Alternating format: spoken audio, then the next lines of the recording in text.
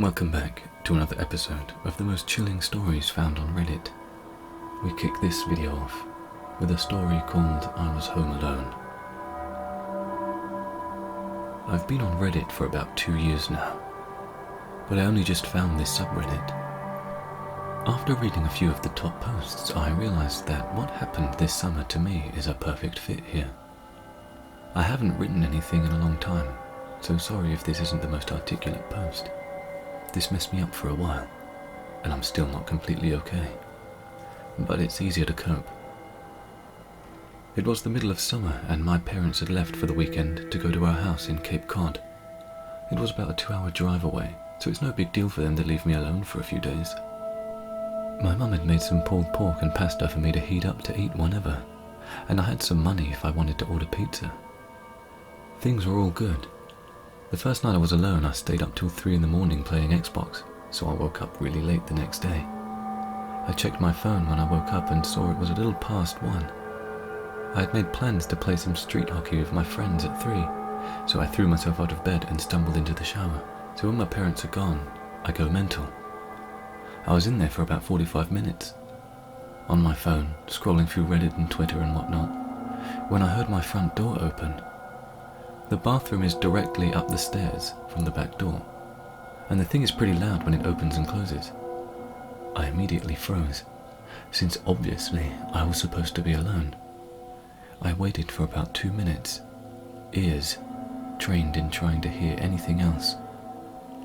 Nothing.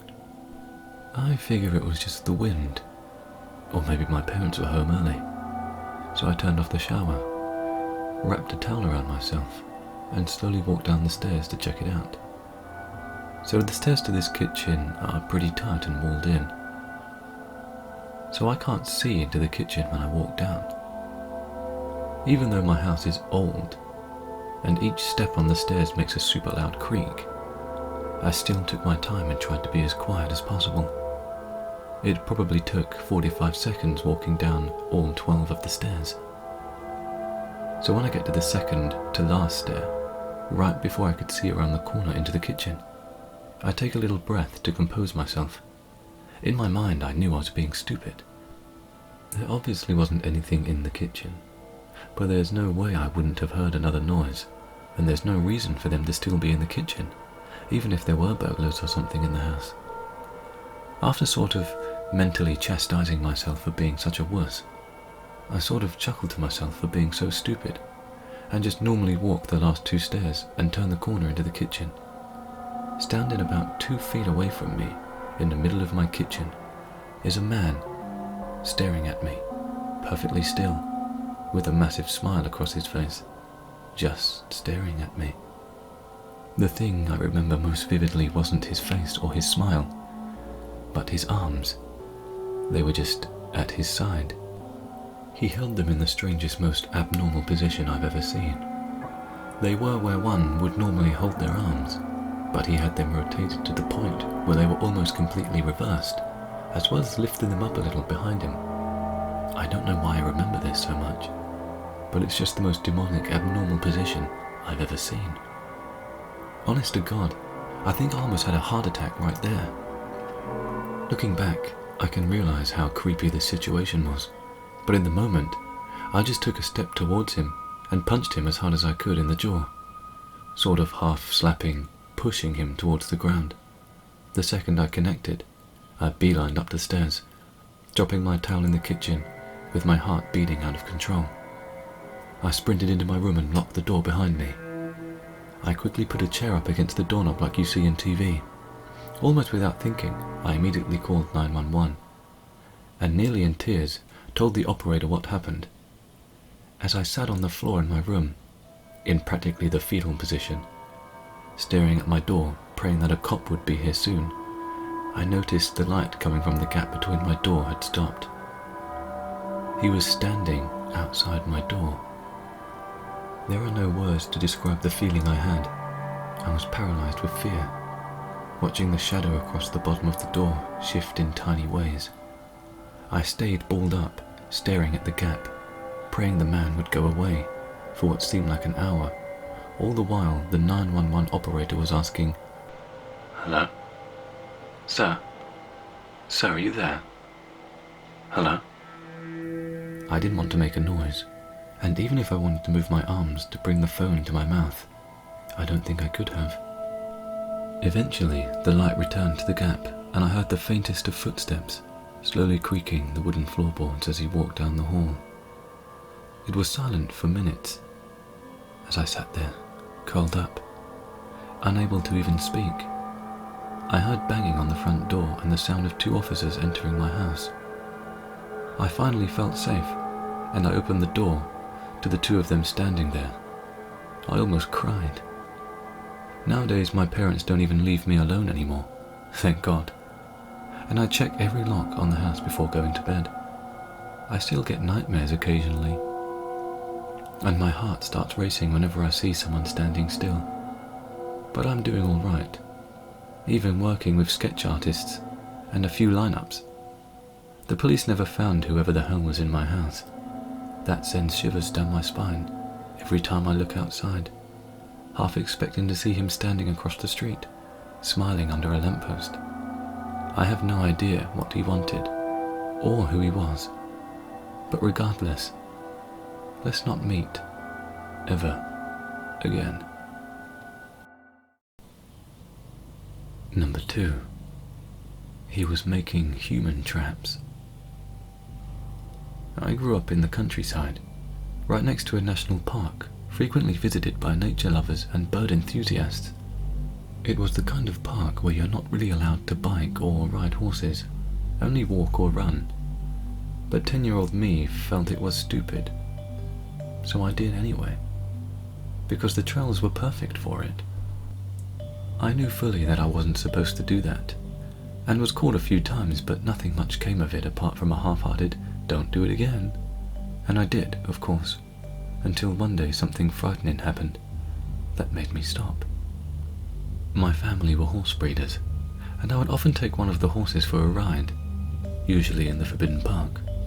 This day, very early morning, the first day of summer holiday, it was beautiful outdoors, misty and foggy, yet a sky that promised a sunny day ahead. Since it was so early, before 6 o'clock, I knew there wouldn't be anyone on the trail to see me. So I let the horse set off full speed along the trail. I only slowed down on one part of the trail that got too steep on one side, leading down to the river, because the thought of one step to the edge was too much even for a kid with no risk assessment skills. Suddenly the horse came to a halt and refused to take another step. I grew up with horses all my life, and knew that this usually indicates that you need to investigate. Is there something with the hoofs? Did the horse spot something that spooked it? The hoofs were fine, and the horse didn't move an inch. That's when I saw it. Someone had set up a trap. A thin, sharp metal wire across the trail, in perfect neck height for an adult. I stopped and looked around, but didn't see anyone. The wire was well attached to 2 trees and impossible for me to remove, so I led the horse around it. And to do so, I had to walk up a bit into a wooded area on the side of the trail. That's when I heard the singing. There is a song called "Hey Tom Tukubar," and it was that melody, but the lyrics were different and sung in a muffled, sniggering voice. Today I only remember parts of it, but translated, it would have been something like, "Hey all you runners, come here passing, let the lifeblood pour out." I, as silently as I could, and with my heart in my throat, backed away, got up on the horse, and hurried back the way I came, as fast as I could. I knew I had to tell someone about it, but at the same time wanted to avoid admitting to riding a huge and very forbidden horse on those protected trails. Now I had a problem. The old stories about a mad old man living in the shed in the woods, a shed that was once a cottage for the local hunter, came back to me as I hung on the horse for dear life. I got home and told my brother what happened, and he went back there with me in tow. We found the wire trap, and after a while of searching, we also found a spear-like pole in the ground, right on the spot where you'd land if you came running and jumped over the fallen tree on the trail. That's when we called the police. The area was searched, and similar traps were found, but no sign of the old man. The following summer, though, there was big news in the local paper about spear-like poles being found right under the water's surface, directly under that little tower you're supposed to dive from at the lake. And black bags filled with rocks were found on the narrow bridge crossing the river, so that if a car had hit it, it would have gone off the road into the water. Number 3. Night vision. It was the summer before my senior year in college. My little brother, always interested in military stuff, had gotten a pair of night vision goggles for his birthday, and he'd left them at my apartment. One night I was bored and decided to try the goggles out at a wooded hiking area nearby. In retrospect, it seemed like a very stupid idea, since I was all by myself, and female. But I was young and stupid, and I got myself all excited at the possibility of seeing deer and other woodland creatures in their natural nighttime habitat. I was familiar with these woods. My best friend and I had hiked there at night before, and we'd never run into anyone else. Our area is mostly rural and pretty safe, so I didn't anticipate any trouble. I parked in a little sparsely lit parking area, ignoring the sign, "Park closes at 10, and entered the woods, night vision goggles in hand. It was a half moon that night, and that was the only light that filtered down through the canopy of trees. It was pretty dark, and I didn't want to put on the goggles until I'd found a place to sit down. So I lit my way with my mini MacLeod on my keychain. A couple of times I thought I heard a little rustling in the woods a fair distance away, but it was nothing out of the ordinary, and I put it down to animal activity. Hopefully the deer I'd come hoping to see. After I'd hiked in a fair distance, I found a fallen log to sit on and put on the goggles. I don't know if you've ever used night vision goggles before, but the effect is impressive. I can turn near pitch darkness into bright as day. Everything appears in shades of green, but quite bright and clear. For a while, I had a blast looking around from my fallen log vantage point. Some chipmunks played around in the leaves nearby, and a big owl blinked its lamp-like eyes at me from a tree branch. No deer, though.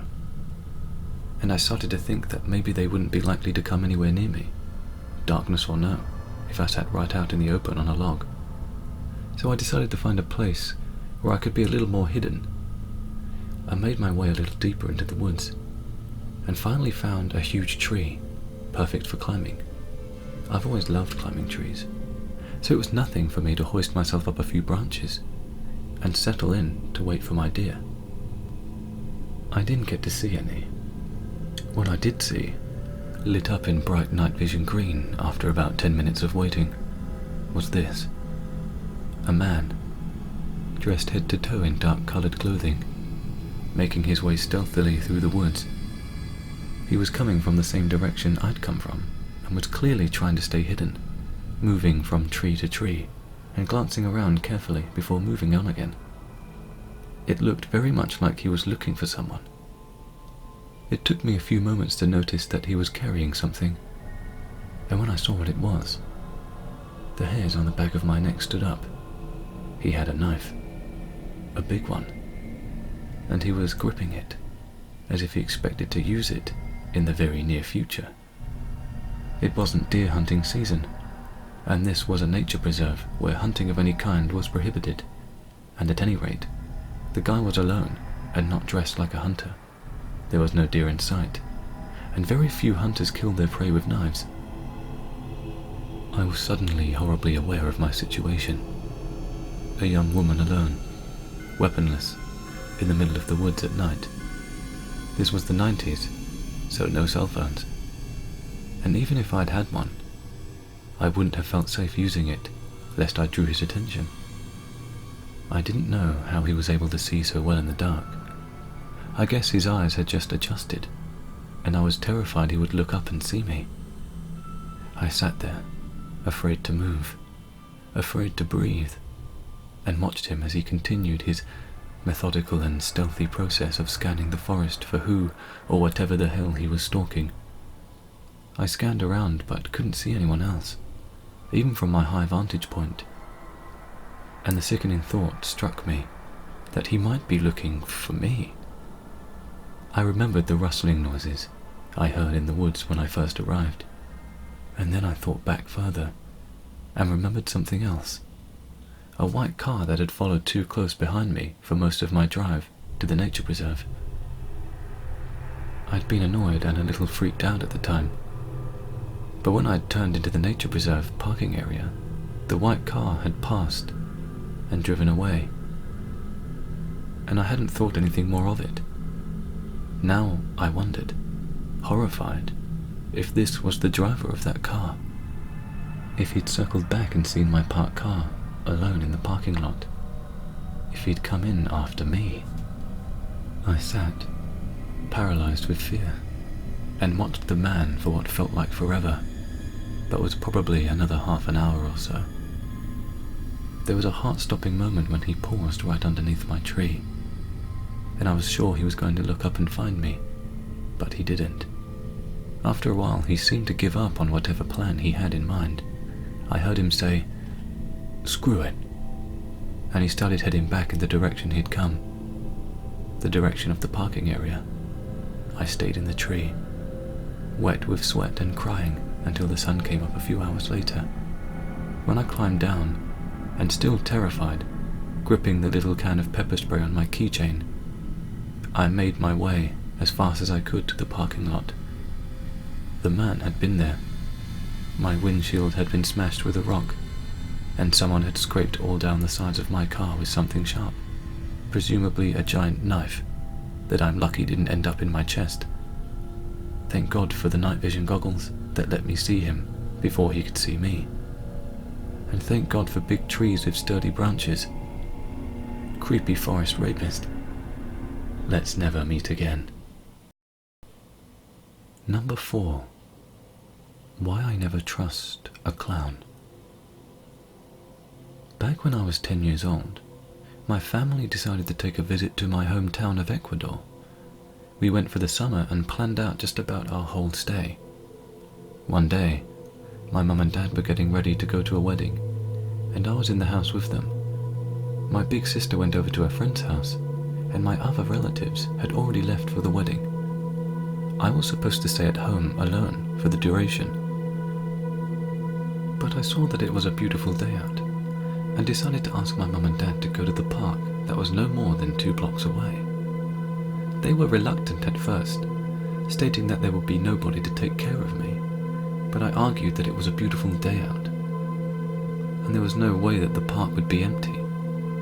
They kept getting dressed as I kept on arguing until they finally gave in. They said that I can go to the park as long as I was back before dark. I agreed and ran outside to head for the park. It took me no more than 10 minutes to get there, and I was ready to make some new friends and play around. But oddly enough, there was nobody else in the park. It looked abandoned, which was weird, seeing how it was one of 2 parks in the whole city. It should have been packed, but I paid no mind to it. I believe I ran over to a swing set, or slide, it was 12 years ago, I can't remember, and played around. As I played, I suddenly heard a voice from the distance. A clown was on the other side of the gate, and motioning for me to get closer. Behind him was a white van, which I had noticed before, but just thought it was a delivery truck of sorts. I slowly started walking towards the clown and stopped a good distance away from him. He asked me in Spanish, "Hey kid, do you like clowns?" I nodded to him and he gave me that clown frown and said, "Well then, let me see if I can change that." He opened up his car and by looking inside I saw there was only 2 boxes, though I wasn't sure what they were filled with, and that was it. No seats, no posters, just those 2 boxes, and then complete emptiness. Being a child, I still paid no mind to it, and watched as he pulled out a deflated balloon. He wrapped his lips around the end and blew it till the balloon was fully inflated. He tied the end and started to form the balloon into a balloon animal of a dog, then showed it to me, and I smiled. He then motioned me to come closer, to which I complied. He handed the balloon to me and said, "Do you like?" I nodded yes this time and gave him a little smile. He then grinned in the creepiest way possible. The grin was so creepy that even as a kid, I knew to back away a bit.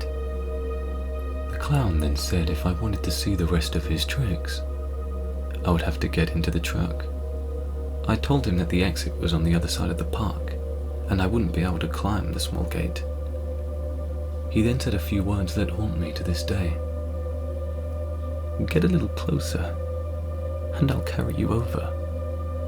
Then we can have loads of fun in my truck. Come on, kid." While saying this, he still had that creepy grin plastered across his face.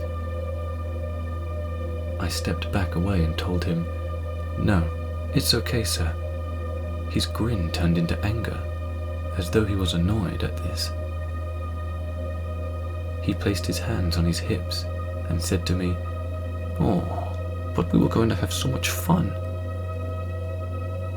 Right when he said that, I heard a voice on the other side of the park yelling, "Son, I'm here to pick you up." I turned and saw a man that I recognized as a local neighbor. He was not my real father, obviously, but the younger me knew to run over to him. I said nothing to the clown. I just ran to the man and gave him a hug. The man waved to the clown and said, "Thanks for keeping my kid entertained."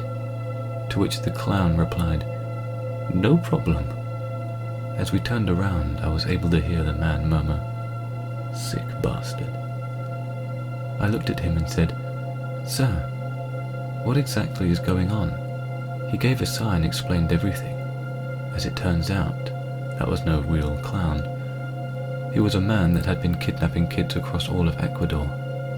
He would lure kids with the clown costume and take them away to God knows what place. The people of my town had a feeling he was coming to our town, which is why the whole park was deserted.